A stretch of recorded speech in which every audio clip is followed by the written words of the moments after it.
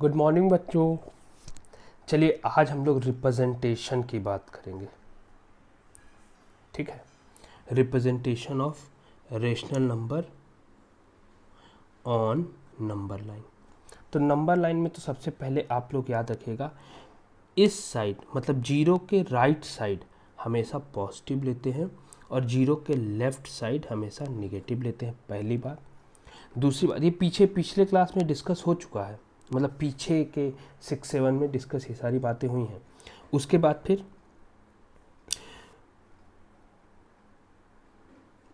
Zero से positive भी इधर इंक्रीज करता जाएगा और जीरो से निगेटिव इधर निगेटिव में ये इधर इंक्रीज करता जाएगा, निगेटिव में इंक्रीज करता जाएगा। ठीक है, तो चलो अब थोड़ी बातें जो एक्चुअली में बुक बोल रहा है उसकी बात करते हैं। ठीक है, जो सर बोल रहे हैं उसकी बात करते हैं। Draw a line of suitable length nearly at the middle of line, mark O that point represent zero. तो हम लोग एक इसको जीरो से रिप्रेजेंट करते हैं। स्टार्टिंग फ्रॉम ओ इधर चलते जाएंगे, mark the point and line equal distance of both the side as well as on the left, मतलब right as well as left side में इक्वली इक्वल मार्क्स पे, जैसे 1 2 3 4। तो ये देखिए इसका डिस्टेंस इक्वल है। ठीक है, लेट उसके बाद let A B C D E T C B the points on the right side of. इसको A B C D E F मान लो, इसको A dash B dash and A dash E T C B the point on left side of O. अब उसके बाद क्या कह रहे हैं, यहाँ तक कोई दिक्कत नहीं? कोई दिक्कत नहीं। अब उसके बाद हम लोग क्या कह रहे हैं कि ओ ए को हमने 1 यूनिट मान लिया, 1 यूनिट मान लिया। तो ओ ए 1 यूनिट, तो A B C D E T C represent 1 2 3 4 respectively and A dash B dash C dash D dash E T C represent minus respectively. ठीक है, तो यहाँ तक कोई दिक्कत नहीं है। तो ये तो रिप्रेजेंट करना आ गया, यहाँ तक रिप्रेजेंट करना बहुत आसान है। लेकिन हमको क्या रिप्रेजेंट करना है? फ्रैक्शनल पार्ट रिप्रेजेंट करना है। तो फ्रैक्शनल पार्ट कैसे रिप्रेजेंट करते हैं वो हम लोग धीरे धीरे देखते हैं। क्या है कि जैसे अगर हमको करना है रिप्रेजेंट 1/3 एंड -3/2। ठीक है, तो रिप्रेजेंट कर लेते हैं, नंबर लाइन ले लेते हैं। यहाँ 0 तो 1 2 1 2 -1 -2। ठीक है, अच्छा 1/2 तो 0 से बड़ा और 1 से छोटा। 1/2 आपका 0 से बड़ा और 1 से छोटा है कि नहीं? बीच में आता है 0.5। तो इसको रिप्रेजेंट करने के लिए क्या है, 0 और 1 को 2 पार्ट में डिवाइड कर लेते हैं। क्यों, कैसे हमको पता चला सर 2 ही पार्ट में डिवाइड करें? तो ये नीचे 2 लिखा हुआ है, ये नीचे 2 लिखा हुआ है। इस 2 से हमको पता चलेगा कि 2 पार्ट में डिवाइड करना है। तो 2 पार्ट में, तो एक पार्ट ये और एक पार्ट ये। ठीक है, तो हमारा ये वाला पोर्शन क्या हो गया, 1/2। चलिए, अगर 3/2 है तो -3/2 कहाँ? -1 और -2 के बीच में रहेगा। -3/2 -1 और -2 के बीच में रहेगा। और 2 से हमको पता चल जाएगा, इस 2 से हमको पता चल जाएगा कि इसको कितने पार्ट में डिवाइड करना? 2 पार्ट में। तो -1 से -2 के बीच में 2 पार्ट में डिवाइड कर लिया, तो ये वाला जो पोर्शन हो जाएगा ये -3/2। समझ में आ गया बच्चा? ठीक है, तो इसको सॉल्व कैसे किया है सर ने? कैसे सॉल्व किया है सर ने? इन दिस नंबर लाइन ये सब इक्वल कर दिया 1 unit, since denominator of each rational number divide 2 so O A B सबको 2 इक्वल पार्ट्स में डिवाइड कर लो। तो to represent 1/2 move 1 step towards right, तो 1 स्टेप राइट में जाएंगे तो 1/2 मिल जाएगा। तो पी रिप्रेजेंट्स 1/2 -3 स्टेप, क्योंकि 2 से डिवाइड कर लिया, सबको 2 से डिवाइड कर सकते हो, 2 पार्ट में डिवाइड कर सकते हो। सॉरी, डिवाइड तो ऑलरेडी किया हुआ है, सबको 2, मतलब ये तुम्हारा -1, ये तुम्हारा 0, ये देखो ये 0, ये 1, ये 2, ये 3, सबको 2 पार्ट में डिवाइड कर लिया है। अगर नीचे 8 होता तो 8 पार्ट में, और उसके बाद माइनस थी तो 1 2 नीचे -1/2 ये -1/2, ये -1 और ये -3/2। तो इन्होंने भी अच्छा समझाया, मस्त समझाया, लोग दिमाग में रख लीजिए, सिंपल सा बात है, ठीक है। अब बात करते हैं, एक अगला एग्जांपल देखते हैं। अगला एग्जांपल क्या कह रहा है, ये रिप्रेजेंट करना है। अच्छा, 4/3 कहाँ का नंबर है, 1 और 2 के बीच का नंबर है। 4 और 3 1 और 2 के बीच में होते हैं। -5/3 तो ये भी -1 और -2 के बीच, -2 और -1 के बीच में आता है। तो चलिए देख लेते हैं। 3 देख करके हमको क्या पता चला, जैसे अब हमने नंबर लाइन खींच लिया 0 1 2। अब हमको अगर मान लेते हैं 4/3 रिप्रेजेंट करना है, तो ये 1 और 2 के बीच में आता है, ठीक है। तो पहले 1 और 2 को 3 पार्ट में डिवाइड कर लिया, 1 2, तो देखिए 3 पार्ट हो गया, पहला पार्ट, दूसरा पार्ट, तीसरा पार्ट। अब इसमें 4/3, ठीक है। तो इसको ऐसे लिख लीजिए, 3 4 से इसको स्टैंडर्ड फॉर्म में लिख लीजिए। तो 3 1 जा 3, तो ये कितना हो गया 3, तो 1, तो 1 1/3, ठीक है। तो 1 और उसके बाद इसको 3 पार्ट में डिवाइड करना है, तो 1/3 दिखाना है, तो 1/3 आपका ये वाला पोर्शन हुआ, तो 1/3 ये वाला हो गया, ठीक है। तो इसको ज़्यादातर इस वाले में करके करिए, बहुत आसानी से हो जाएगा, ठीक है। अब देखिए ये -5/3 है, तो -5/3 को कैसे लिख सकते हैं, इसको कर लीजिए डिवाइड, तो 3 5, तो कितना हो गया 3 1 जा 3, तो कितना आ गया 2, तो इसको क्या लिख सकते हैं, -1 3 और 2, ठीक है। तो अब ये -1 और -2 में, तो -1 और -2, अब इसको 2/3 चाहिए इसके बीच में, तो 3 पार्ट है, तो 1 2 3 पार्ट में डिवाइड कर लिया। तो ये तो आपको दे देगा, ये क्या दे देगा आपको, -1 1/3, और ये वाला क्या दे देगा, ये वाला क्या दे देगा, -1 2/3। इसी तरह से ये वाला दे देगा -1 3/3, यानी कि -2। यहाँ तक समझ में आया बच्चा पार्टी, कोई दिक्कत? चलिए आगे बढ़ते हैं, नेक्स्ट क्वेश्चन की बात करते हैं। सारा क्वेश्चन लगा डालिए एकदम, ठीक है।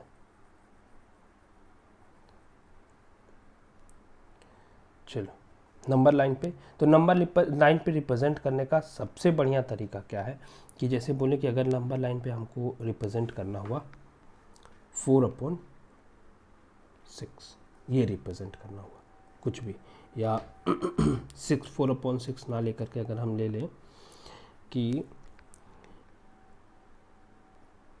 12/7 ले लें, ये रिप्रेजेंट करना, तो इसको पहले फ्रैक्शन पार्ट में लिख लीजिए।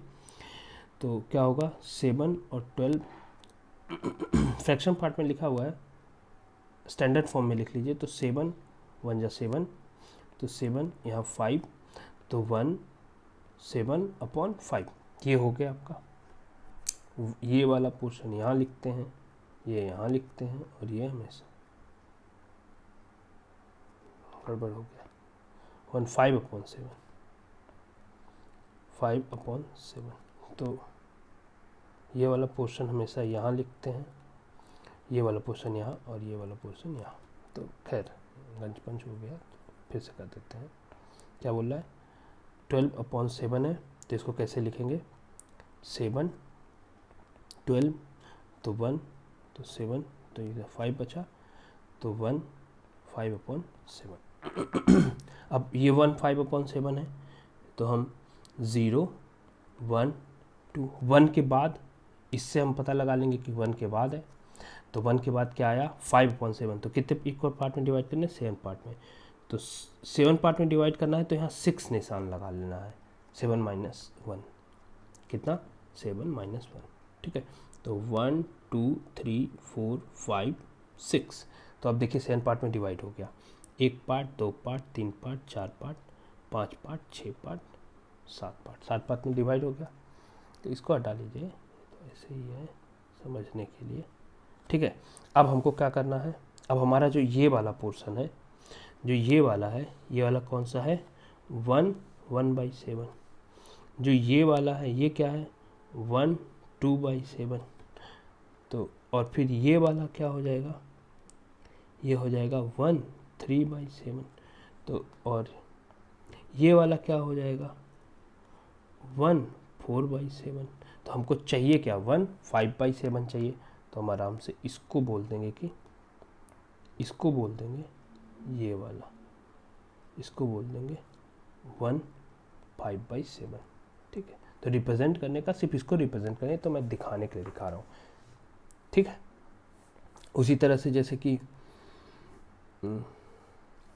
अगर कोई और भी, जैसे मान लेते हैं अगर हमको रिप्रेजेंट करना हो 17/18, हाँ ठीक है 17/18 रिप्रेजेंट करना हो।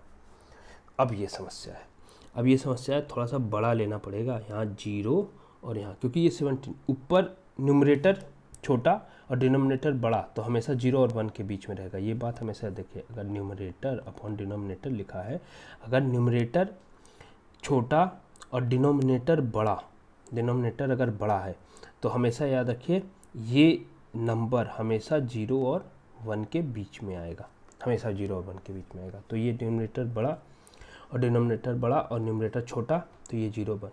अब 0 और 1 को 18 पार्ट में डिवाइड करना है। 18 में डिवाइड करने के लिए 18 - 1 17 लाइन खींच लेना है।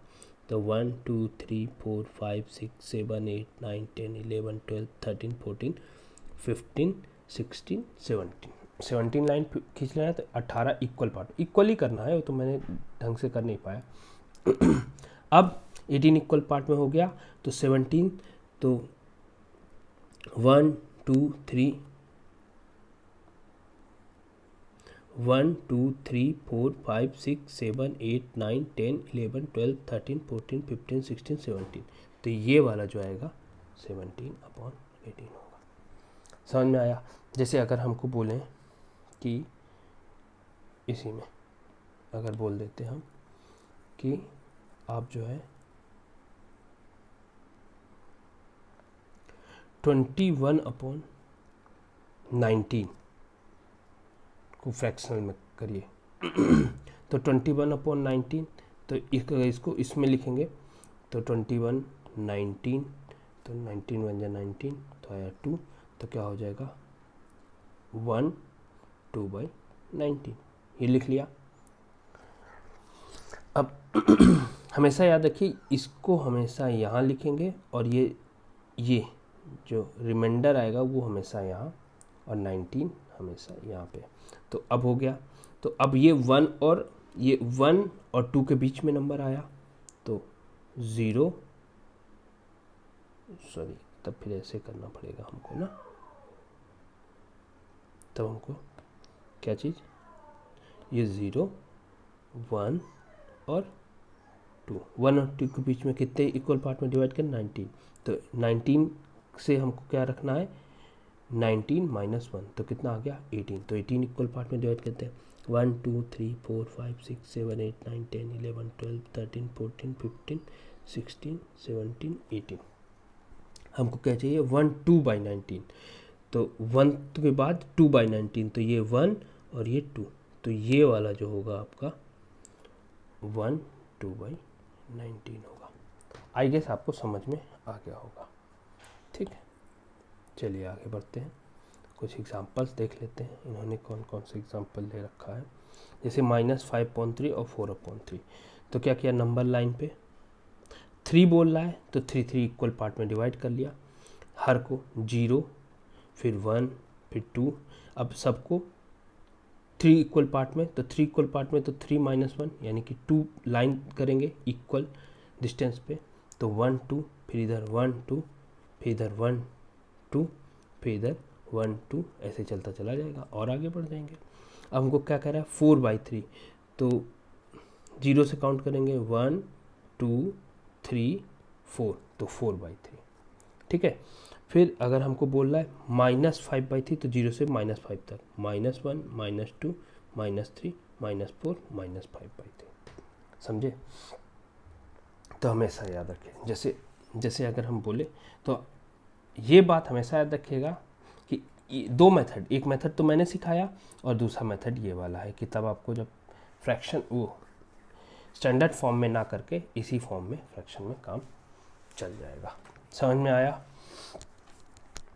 नहीं समझ में आया तो एक और क्वेश्चन कर लेते हैं। जैसे अगर हमको पहला वाला तो समझ में आ गया होगा, दूसरा वाला जैसे मान लेते हैं कि अगर हमको बोला जाए कि -5/, या -5/4 करना है, ठीक है, चलो -5/4, तो क्या करो, 0 1 2, 0 1 2। तो अब नीचे 4 देख के हमको क्या करना है कि 4 इक्वल पार्ट में करना है। तो 4 इक्वल पार्ट में तो 4 -1, 3 निशान लगाने हैं, तो ये -1 -2 है, तो 1 2 और 3 हो गए। इसी तरह से 1 2 और 3 हो गए, 3 इक्वल पार्ट में। अब -5 काउंट करना है, तो 1 2 3 4 5, -5, तो ये वाला क्या हो गया, -5/4। तो ऐसे कर लो जैसे चाहो, या इसी को मेथड तो दूसरे वाले मेथड से करोगे तो दूसरे वाले मेथड से क्या हुआ कि -1 1/4 आ गया, तो ये -1 और -2 के बीच में होगा, तो ये आपका 0, ये आपका -1 और ये आपका -2। अब इसको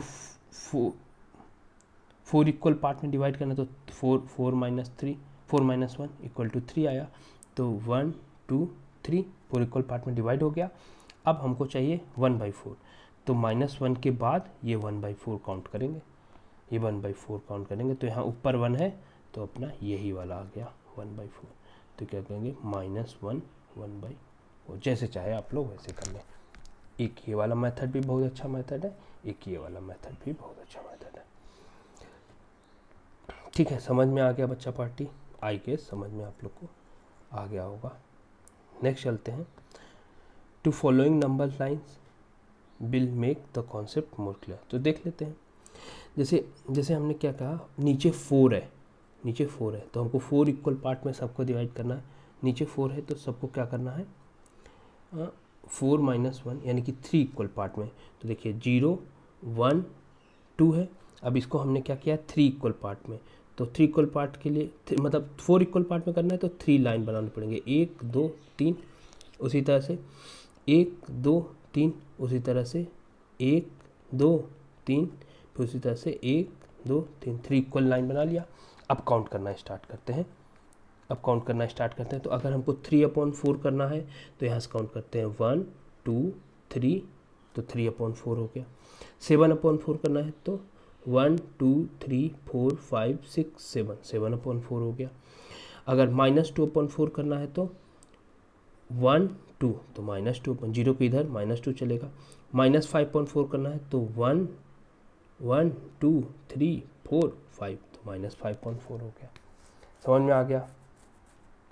ठीक है, चलिए बच्चा पार्टी आगे देखते हैं। जैसे ये क्या कह रहा है, 5 हमको कह रहा है 5 इक्वल पार्ट में करना है, तो 5 इक्वल पार्ट में तो 5 -1 यानी कि 4, तो 4 लाइन खींचना पड़ेगा। तो देखिए 0 1 2, अब 4 लाइन खींच देते हैं सब में, तो 1 2 3 4 लाइन खींच दिया सब में, 1 2 3 4, तो 5 इक्वल पार्ट में अपने आप ही डिवाइड हो गया जब हमने 4 लाइन खींचा तब। अब देखिए हमको चाहिए क्या, 2/5 चाहिए, तो 0 के बाद 1 2/5, 4/5 चाहिए तो ये वाला 4/5 होगा। 7/5 चाहिए तो 0 1 2 0 1 2 3 4 5, सॉरी 0 से क्यों काउंट करेंगे, 1 से ना, सॉरी 1 2 3 4 5 6 7, तो ये वाला क्या हो गया 7/5। इधर से चलेंगे, इधर चलेंगे -3/5, तो इधर से निगेटिव होता है, तो 1 2 3, तो -3/5, 1 2 3 4 5 6 7 8, तो -8/5। तो ऐसे ही जितो चाहे वो डिवाइड करवा लो। समझ में आ गया बच्चा पार्टी? कोई दिक्कत? आगे बढ़ें। ठीक है, ये तो आपको हो गया कि हम लोग कैसे नंबर लाइन को इक्वल पार्ट में डिवाइड करते हैं, रिप्रेजेंटेशन ऑफ नंबर लाइन। ठीक है, तो आगे कल नेक्स्ट क्लास में बात करेंगे आगे की। थैंक यू बच्चों।